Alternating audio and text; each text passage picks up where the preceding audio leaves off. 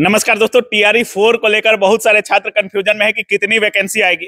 कल paper cut एक आया, उसमें देखा गया कि 1,90,000 वैकेंसी की बात कही जा रही है। गणित, साइंस और बहुत सारे सब्जेक्ट में कहा जा रहा है कि इनमें बहुत ज्यादा संख्या में वैकेंसी आएगी।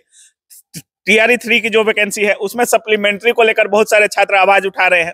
तो बहुत सारे मुद्दे पर बात करेंगे। अभी हमारे साथ ऑफिसर एकेडमी के जाने माने शशि शरण सर हमारे साथ हैं। सबसे पहले सर स्वागत है। बहुत शुक्रिया, बहुत धन्यवाद सर। जिस तरीके से पेपर कट कल आया है उसमें 1,90,000 वैकेंसी की बात कही जा रही है सर।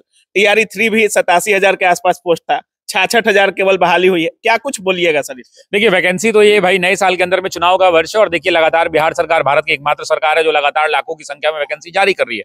लोग चिंता में थे कि टीआरई 4 आएगा कि नहीं, लेकिन सरकार ने अपने माध्यमों से, समाचार पत्रों के माध्यम से बता दिया है कि टीआरई 4 ही नहीं 5 भी आएगा। तो टीआरई 4, 5 दोनों 5 भी आएगा। और सबसे ज्यादा चिंता उन बच्चों की हो रही थी जो डीएलएड कर रहे थे, बोल रहे थे कि हमारा का होगा, हमारा का होगा, सब अभी ये बढ़ जाएगा तो क्या होगा। तो जो लोग थे हमारे 24-25 वाले, 22-25 वाले, 23-25 वाले जो बच्चे थे, उन सभी बच्चों का अब जो है नामांकन होने वाला है और वो मतलब आराम से वो फॉर्म को भर पाएंगे। अब सर, जिस तरीके से कहा जा रहा था कि टीआरई 4 ही आएगा कि नहीं आएगा, आप कह रहे हैं 5 भी आएगा, कितनी संख्या रह सकती है सर? टीआरई 4 में कल पेपर कट में कहा जा रहा है कि 1,90,000 रह सकती है। क्या कुछ रह सकती है? देखिए, इसमें दो टेक हैं। अगर आप चाहते हैं, देखिए चुनाव का वर्ष आप जानते हैं, तो अगर 80,000 ये लोग दे रहे हैं कि टीआरई 4 में कराएंगे, अगर ये दे रहे हैं, आपको पता है कि टीआरई 3 के अंदर में सीटें लगभग अच्छी खासी खाली रह गई। 87,000 के मार्फत लगभग 66 साढ़े 66,000 वैकेंसियां बढ़ी गई हैं। तो आप इधर जोड़ लीजिए तो 87,000 उधर है, 66,000 मान लीजिए, इसको 67,000 करें तो 20,000 सीटें तो लगभग यहाँ खाली हैं।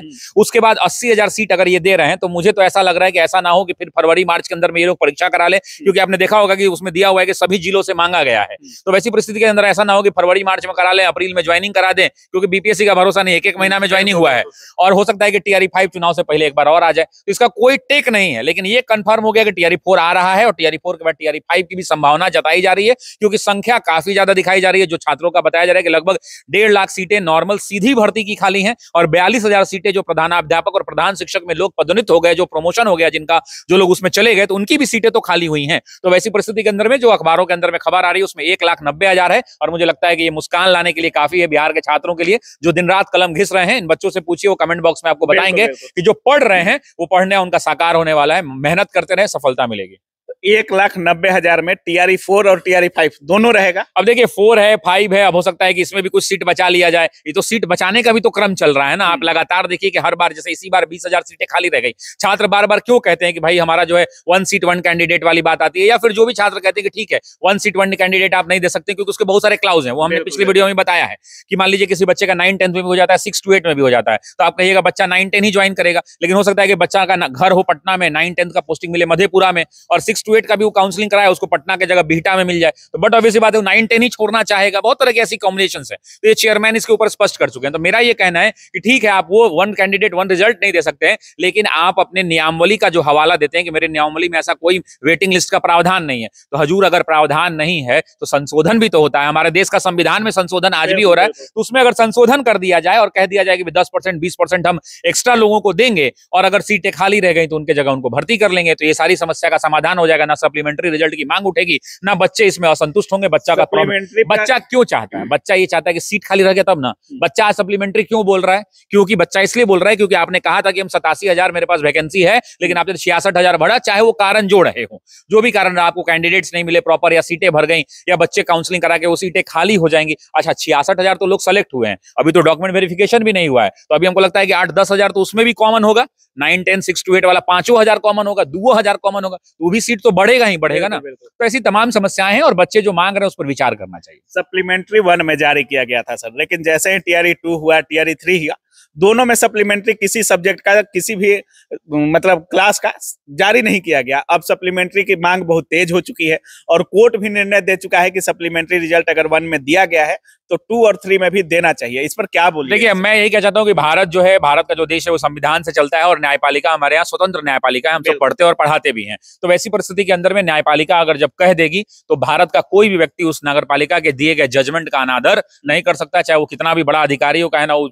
बैठे हुए हमारे राष्ट्रपति महोदय ही हो। तो ऐसी परिस्थिति के अंदर में अगर जजमेंट आता है, हाई कोर्ट का जजमेंट आता है, सुप्रीम कोर्ट का जजमेंट आता है, तो सरकारों को मानना पड़ेगा और उनको रिजल्ट जारी करना पड़ेगा। उनके पास कोई दूसरा विकल्प नहीं है, इस बात को समझ लीजिए। उम्मीद है सर आएगा डेफिनेटली। जब न्यायपालिका का रिजल्ट आ रहा है, आप बता रहे हैं कि न्यायपालिका ने कहा है, अगर कोर्ट का ऑर्डर है तो उनको मानना पड़ेगा, उसमें तो कोई झिझक वाली बात ही नहीं है। सर एस्टेट को लेकर क्या कुछ बोलिएगा? बहुत सारे छात्र एस्टेट वाले परेशान हैं, उनका कहना है एग्जाम होगा हमारा, नहीं होगा, एस्टेट दिया जाएगा, नहीं दिया जाएगा। देखिए, मांग जो है जायज है। मांग इसलिए जायज है क्योंकि आपने कहा था तभी हम मांग रहे हैं। जैसे आप नहीं कहते कि एस्टेट हम साल में 2 बार नहीं कराएंगे, हम एक ही बार कराएंगे, तो कोई बच्चा नहीं कहता। जब हमारे बिहार बोर्ड के चेयरमैन आनंद किशोर सर ने ये कह दिया कि भाई हम साल में 2 बार एस्टेट कराने का प्रावधान है हमारा, तो 2 बार एस्टेट क्यों नहीं हो रहा है? पिछली बार भी एस्टेट हुआ, तो एस्टेट में तो एक और कमी है कि एस्टेट के बारे में बताया जाता है कि कल आज फॉर्म निकला, 15 दिन में परीक्षा हुआ, 16वां दिन परीक्षा हुआ, 17वां दिन रिजल्ट आ गया। ऐसा कई बार देखा गया। सिर्फ इसी बार रिजल्ट लोड दिक्कत हुआ, देर हुआ, नहीं तो बार बार तो एस्टेट टाइम ही नहीं दिया जाता। तो मेरा कहना है कि जब आपने कहा है, आप ऐसे बच्चे तो अपने से मांग नहीं रहे हैं, आपने स्टेटमेंट दिया, आपने कहा है कि हम साल में 2 बार एस्टेट की परीक्षा कराएंगे, तो उन बच्चों का भी ख्याल करिए जिनका सब्जेक्ट कॉम्बिनेशन से गड़बड़ा गया। बहुत सारे बच्चे एस्टेट पास हैं लेकिन उनका सब्जेक्ट कॉम्बिनेशन का उनको नॉलेज नहीं था। एक तो सब्जेक्ट कॉम्बिनेशन वाला इतना ज्यादा ऊपर नीचे है, मुझे लगता है कि ये सारा परमुटेशन कॉम्बिनेशन करा के सरकार को एक लिस्ट जारी करवा देना चाहिए कि आपका ये है, मतलब पीएनसी जितना लग सकता है। लेकिन सब्जेक्ट कॉम्बिनेशन के कारण बहुत सारे बच्चे, जैसे अब उनका साइकोलॉजी है वो नहीं मिल पाया, वो साइकोलॉजी से पास कर गए हैं, अब वो एस्टेट उनको दोबारा इसलिए देना पड़ेगा क्योंकि लैंग्वेज पेपर से उनको एस्टेट करना है। तो बहुत सारी ऐसी कमियां हुई। तो उन बच्चों को क्यों वंचित किया जाएगा? जब आपने कहा है कि एस्टेट हम कराएंगे साल में 2 बार, तो अच्छा, बच्चे आपसे नौकरी तो नहीं मांग रहे? क्या एस्टेट की परीक्षा पास करने से किसी बच्चों को नौकरी मिल रही है? क्या नहीं मिल रही है। एस्टेट की परीक्षा एक पात्रता परीक्षा है और उस पात्रता परीक्षा से बस आप एलिजिबल हो पाते हैं कि आप परीक्षा शिक्षक भर्ती के लिए बैठ पाएंगे या नहीं बैठ पाएंगे। तो वैसी परिस्थिति में दिल बड़ा रखना चाहिए, दिल खोलकर बिहार के बच्चों का समर्थन करना चाहिए और एस्टेट के अंदर में बिहार के बच्चों के लिए जो 2 मांगे आपने कही है कि साल में हम 2 बार कराएंगे, वो 2 बार आपको करा देना चाहिए। और मुझे लगता है कि शिक्षक भर्ती 4.0 के फॉर्म आने से पहले भाई सरकार को तो पता होगा कि फॉर्म कब देना है, आप बिहार बोर्ड को भी पता होगा कि फॉर्म कब आएगा। नहीं पता है तो उनको आप बता दीजिए कि हम इतनी तारीख को फॉर्म लाने वाले हैं, उससे पहले आप एस्टेट करा के रिजल्ट दे दीजिए ताकि बच्चे उसका फॉर्म भर पाए। और डेफिनेट रूप से मैं बच्चों के साथ हूं कि एस्टेट की परीक्षा साल में एटलीस्ट 2 बार जो आयोजित कराने का वादा किया गया है, उस वादे पर अपने लोग खड़े उतरे और उस साल की परीक्षा जो है आयोजित एस्टेट की कराई जाए। सर, जिस तरीके से बीपीएससी, मतलब 70वीं बीपीएससी में जिस तरीके से बीजी चल रहा है, मतलब नॉर्मलाइजेशन का मुद्दा हो या उसके बाद एग्जाम का मुद्दा हो, अभी दोबारा से री एग्जाम भी कराया गया, बापू परीक्षा परिसर का जो कैंसिल हुआ, बहुत सारा चीज बीपीएससी में चल रहा है सर। टीआरई की भी वैकेंसी। अच्छा, वही वाला री एग्जाम ना जो कर्क रेखा गुजर रही थी। हाँ। क्या कुछ बोलिएगा बीपीएससी को लेकर के? ऑफिसर एकेडमी पर बहुत सारे छात्रों ने भरोसा भी जताया है। तो 2000 अभी लास्ट जो जनगणना हुई है वो आप भी पढ़े होंगे, जनगणना कब हुई? लास्ट 2011 वाला हम लोग पढ़े, तो उसके बाद फिर होने वाला था, फिर अब होने वाला है, पता नहीं अब 23 में कैसे होगी। खैर, बात इतनी सी है कि बिहार लोक सेवा आयोग देश की नहीं, बिहार की सर्वश्रेष्ठ एजेंसियों में से एक मानी जाती थी। बिहार लोक सेवा आयोग के ऊपर कंधों पर वो जिम्मेदारी है कि बिहार के हर जिले को चलाने वाले एसडीएम और डीएसपी बिहार लोक सेवा आयोग के द्वारा चुने जाते हैं।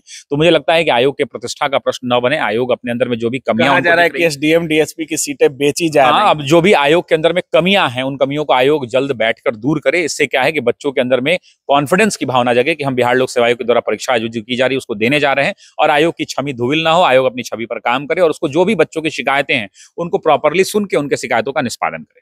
टीआरई 4 कब तक आने की उम्मीद है? क्योंकि बीपीएससी इधर लोक सेवा में भी ज्यादा बिजी है और टीआरई का भी चल रहा है सर, कब तक आने की संभावना है? देखिए, टीआरई 4 के लिए आपने समाचार पत्रों का अगर अध्ययन किया होगा तो उसमें क्लियरली लिखा है कि सभी जिलों से रिक्तियां अब मांग ली गई हैं, क्योंकि अब तो रिजल्ट आ गया कि इतना लोग यहाँ भेजा जा रहा है। एक अनुमानित तो लोग मिल ही जाएगा। मान लीजिए कुछ लोग ज्वाइन नहीं करेंगे, 5000 लोग नहीं ज्वाइन करेंगे, लेकिन वो 66,000 में 60,000 लोग तो ज्वाइन करेंगे ही करेंगे।